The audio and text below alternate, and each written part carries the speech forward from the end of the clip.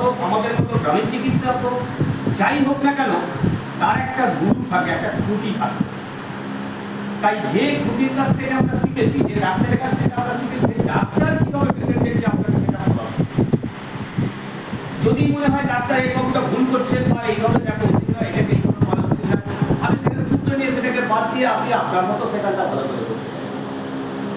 তাহলে আমরা কি করবো? তাহলে প্রথম পেশেন্ট এলো, তার প্রথমে কেস হিস্ট্রি আমরা চেক আপ করলাম। এগুলো আমরা জানি, সবই বুঝি, তবু একবার রিমাইন্ড করে নেওয়া, আমাদের কিছু ভুল থাকলে সেগুলোকে সংশোধন করে।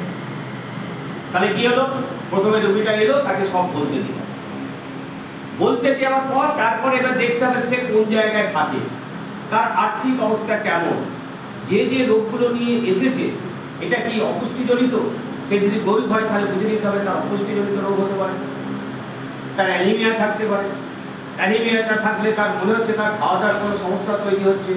তাহলে যে পেশেন্টটা আপনাকে যেটা বলবে, বলার পর এবারে বুঝে নিতে হবে সে কি করে, তার পেশা কি, একটা হাউস ওয়াইফ নাকি হাউস ওয়াইফ হয়েও সে একটা চাকরি করে।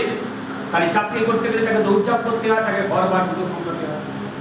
যে হাউস ওয়াইফ হবে সে বাড়িতে থাকবে, বাড়িতে থাকার পর সে ঠিকঠাক খাওয়া দাওয়া করে কিনা, তাহলে এইগুলো কিন্তু আমাদের মাথায় রেখেই